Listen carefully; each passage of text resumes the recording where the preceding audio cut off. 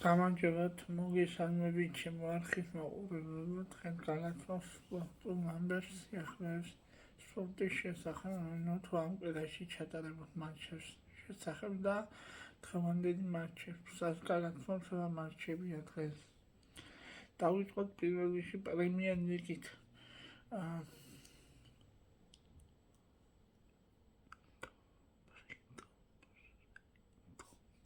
ბრაიტონი არის თბილისში დროის 6 საათზე, ნიუკასლი ბორმონდი არის თბილისში დროის 6 საათზე. ეს მეორე მატჩი ლიგით პრემიერ ლიგის. ევერტონი მანჩესტერ სიტი თბილისში დროის 6 საათზე. საუთჰემპტონი თბილისში დროის 6 საათზე.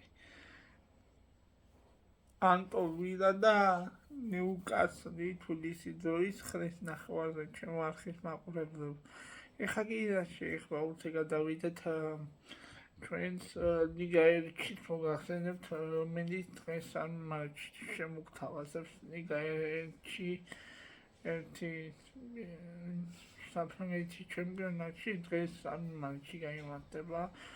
პარი სენ-ჟერმენი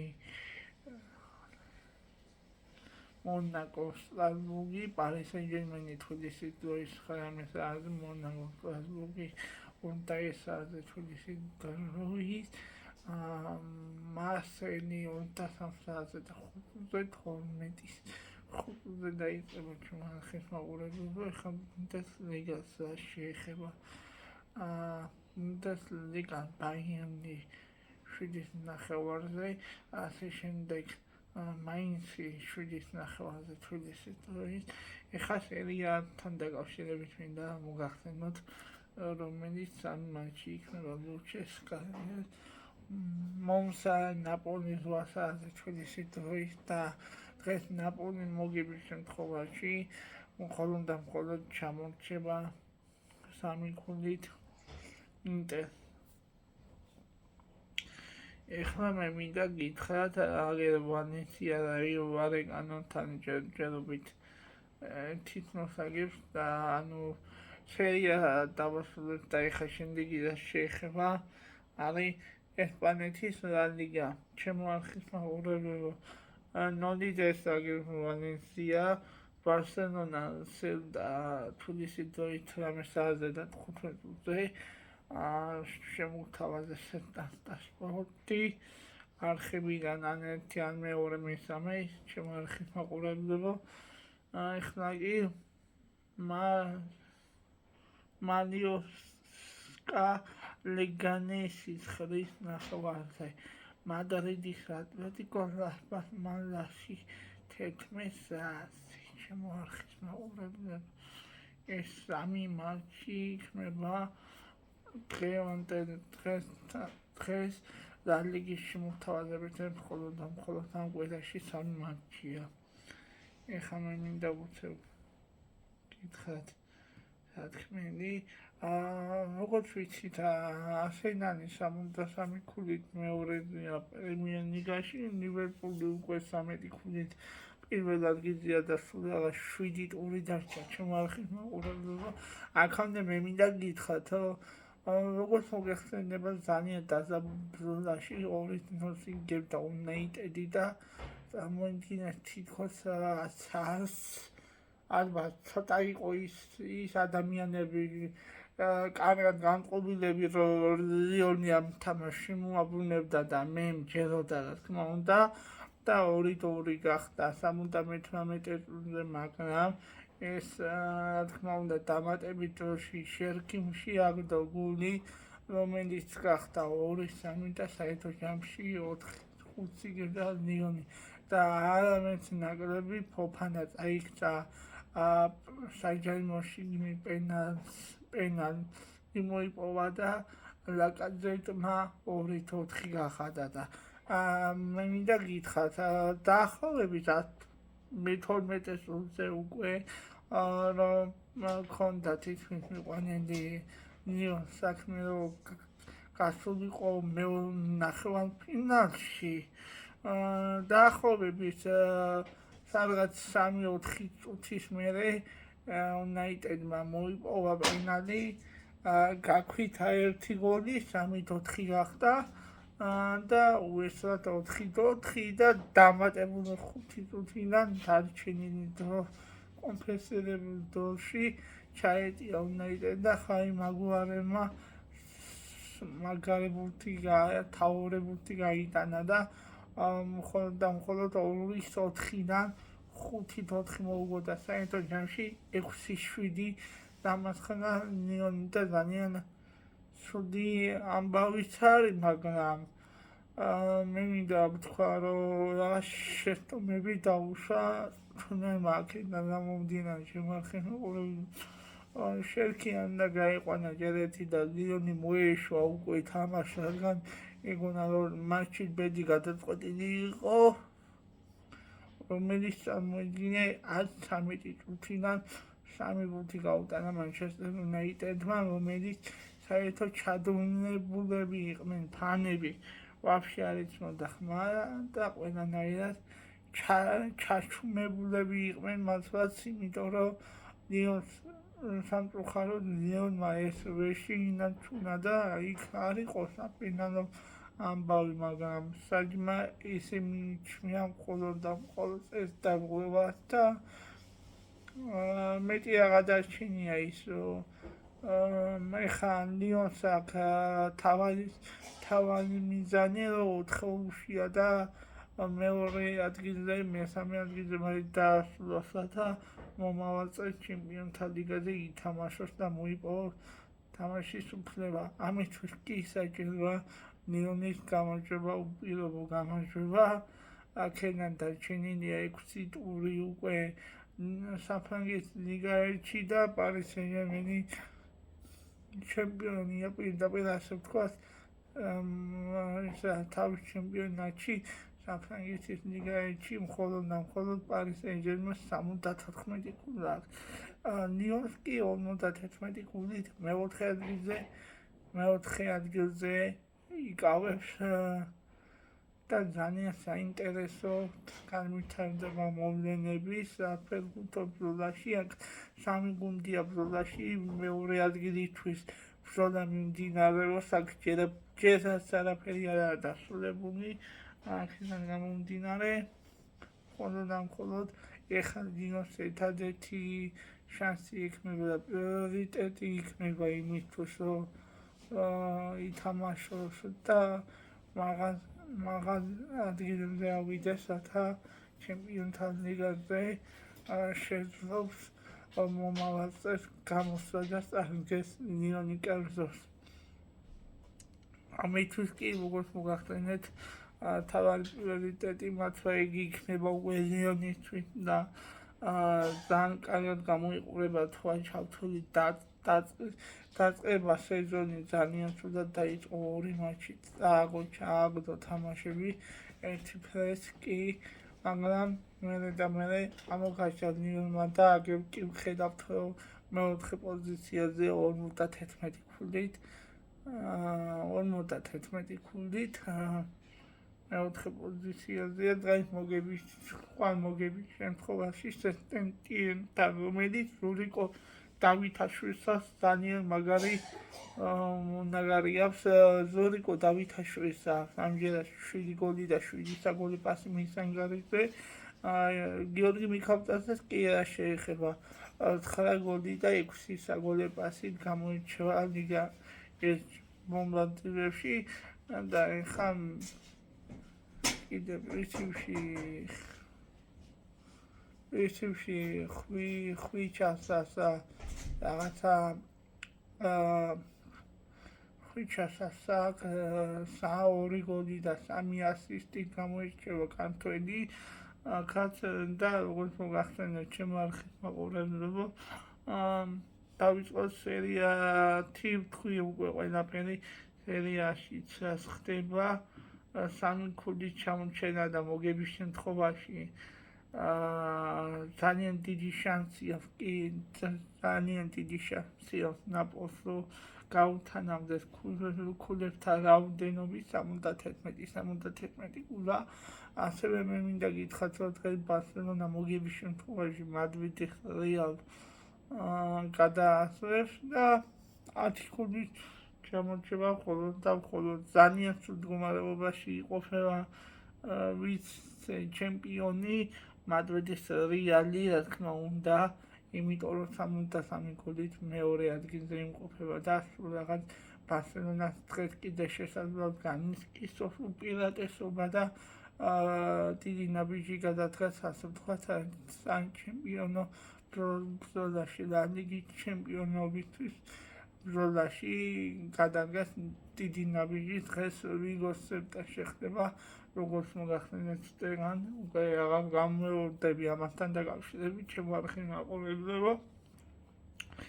ეხლა მე მინდა გითხრათ, ამდენადაც ვიცით, პრემიერ ლიგაშიც სიტუაცია სულ რაღაც ეგრეა და მორიგი საჩემპიონო, რა თქმა უნდა, ეხლა მე მინდა უყურადღებოდ მინდა დავტოვო ჩემპიონთა ლიგის ჩატარებული ორივე მატჩებზე მოგახსენებთ, ბარსელონამ წამოიდგინა, ბარსელონა, რომელიც 2019 წლის მერე ნახევარფინალში არ გასულა, სულ 6 სეზონი, 6 წელია გასული, მაგის მერე ბოლოს იყო 2019 წლის ნახევარფინალში ბარსელონა და ეხლა შეეხება სტატისტიკას მოგახსენებთ. ეხლა დავიწყო პირველ რიგში, ეხლა მე მინდა რონალდოს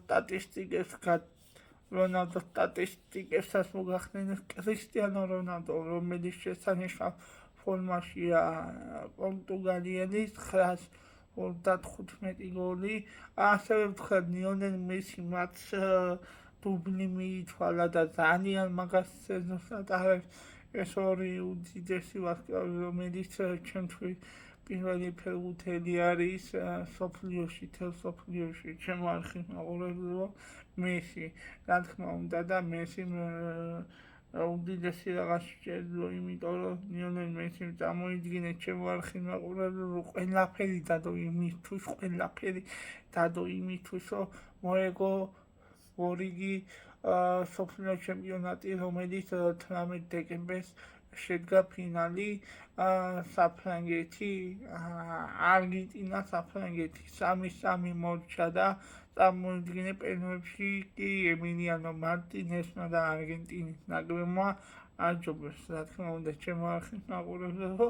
ეხლა კი რა შეეხება გოლების სტატისტიკასაც გაგახსენებთ წლებთან დაკავშირებით 2016-17 წლებში, რომელიც 2016-15 წლებში უпроსოდ მესის მხოლოდ და მხოლოდ 53 ბურთი ჰქონდა გატანილი ბარსელონას კარიერაში იმ სეზონში და კრისტიანო რონალდოს 58 ბურთი ჰქონდა იმ სეზონში გატანილი და ბომბაზიტავს არაში პირველ ადგილს იკავებდა.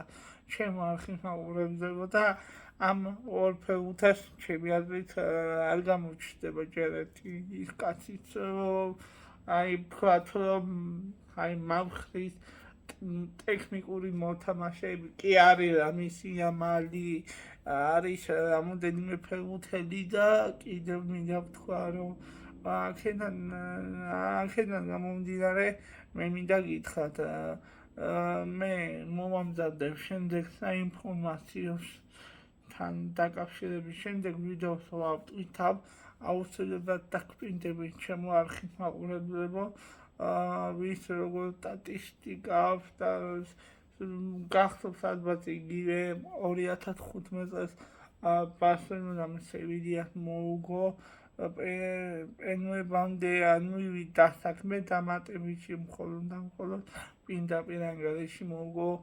4-3 ჩემო არხის მაყურებლებო და ძალიან საინტერესო მატჩი იყო, რომელიც 12 აგვისტოს იყო 2015 წელს.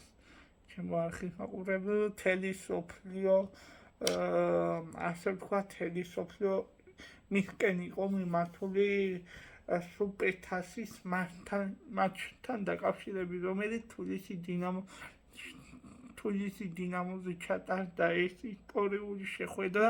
ეხლა მე მინდა გითხრათ, ქართველებს, როგორც ვიცი, ქართველებს რა თქმა უნდა უდიდესი ისტორია მათაც არის ლეგენდები რომ 1862 წელს ესე ფოთის შუქურა და ისა და მერე ფეხბურთს თამაშობდნენო და არის 1000 ლეგენდები რა თქმა უნდა მე მინდა ვთქვა რომ საქართველოს ნაკრების პერიოდში ძალიან აღმავალი პროცესი მიმდინარეობს და მე ვიმემგონებ რომ მარტო ამაზე არ გაჩნდებიან და ძალიან მანდით გაგვახარებენ კიდე ერთხელ ჩემო არხის მაყურებელო და კიდე მე მჯერა რომ შევძლებ და გავალთ მსოფლიო ჩემპიონატზე. ეხლა კი მე მინდა გითხრათ რასთან დაკავშირებით რომელიც მხოლოდ და მხოლოდ 2019 წელს გავიდა რა თქმა უნდა და 2019 წლის მერე 6 წელიწადი იმისთვის რა თქმა უნდა მხოლოდ ეს იყო 2019 წელი. ეხლა კი ჩემო არხის მაყურებლებო ალბათ ჩემო ხალხო და ჩემო კეთილოსმენელებო მე მინდა გითხრათ ალბათ გახსოვთ ის პროცესი რომელიც 2020 წელს პარი სენ-ჟერმენი ტომას ტუხელი იყო წვრთნელის რანგში რომელმაც 0-1 დამარცხდა ბაიერნთან ფინალში და ბაიერნმა მორიგი ჩემპიონთა ლიგის თასი მოიგო მორიგი ჩემპიონთა ლიგის თასის მფლობელი გახდა ასევე მინდა გითხრათ რომ ბარსელონას რაღაცა 5 ჩემპიონთა ლიგაზე თასებით ხრინდა ანუ რომელიც ზედიდეთ ჩემპიონთა ლიგა მოიგო 2009-ში და 10 წლებში და 2008-ში და 9 წლებში და 2011-2010 წლებში მხოლოდ ბარსელონა მე მახსოვს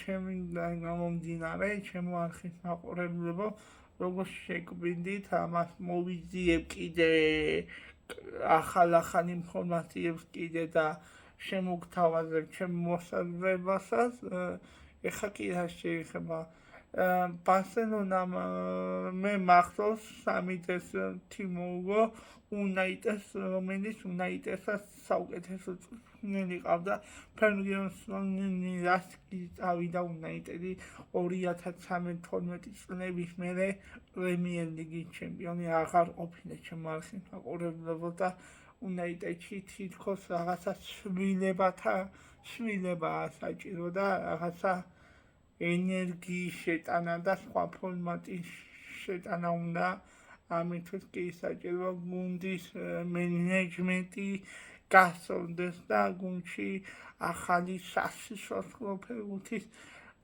მშენებლობა აღმავლობა გაგრძელდეს რა თქმა უნდა ამისთვის კი საჭიროა რაღაც პროცესები და რაღაც გადაადგილებები მოხდეს. ეხლა კი რა შეეხება როგორც ვიცი ჩემო არხის მაყურებლებო ანჩელოტის შესაძლოა მადრიდის რეალი დატოვოს კოპა და რეის შემდეგ რომელიც 26 აპრილსაა ჩემო არხის მაყურებლებო ბარსელონა მორიგი ესპანეთის თასზე მადრიდის რეალს ხვდება და შესაძლოა ანჩელოტმა მადრიდის რეალი დატოვოს და როგორც ვიცოდით გავრცელებული ინფორმაციით თანახმად ჩემო არხის მაყურებლებო განიხილებოდა 2 კანდიდატურა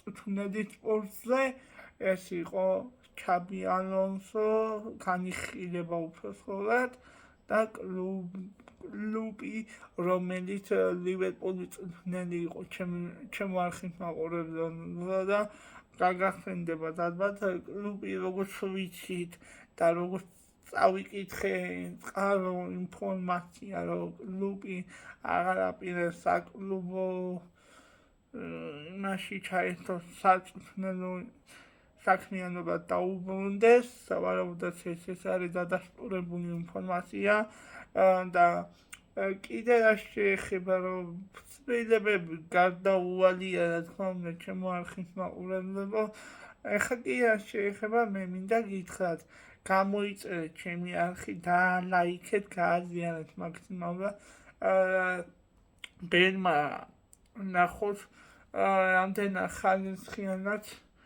თუ მოგეწონებათ ეს ვიდეო, მათაც კიდევ ერთხელ გამოვუდებით და ლაიქით გააზიარეთ მაქსიმალურად და გამოიწერეთ ჩემი არხი და გავიგოთ სპორტის შესახებ მიმდინარე ამბების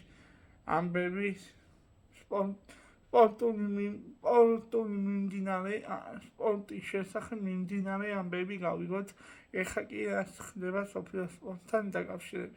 გმადლობთ დიდი, რომ მომისმინეთ.